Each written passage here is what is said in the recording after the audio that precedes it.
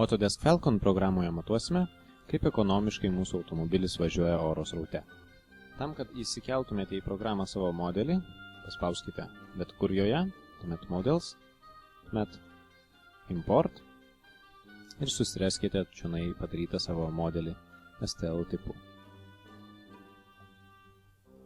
Kai modelį įkeliate, reikia padaryti, kad jisai stovėtų tiesiai priešais oro srautą.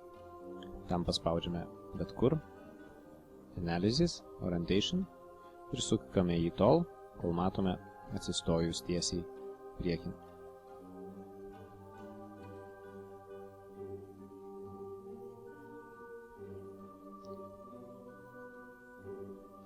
Analizuodami savo automobilio aerodinamiškumą, mes remsimės skaitinėmis vertėmis CD ir FD.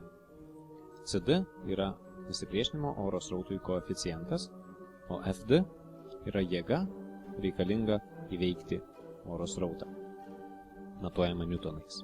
Kai norite sužinoti jėgą reikalingą įveikti oro srautą, rekomenduojame palaukti bent pusvalandį, kadangi per tiek laiko oro srautas gali nusistovėti ir judėti visada tomis pačiomis linijomis.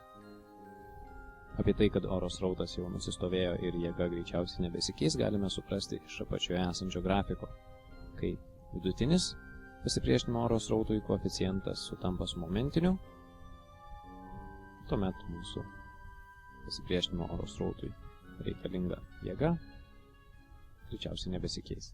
Autodesk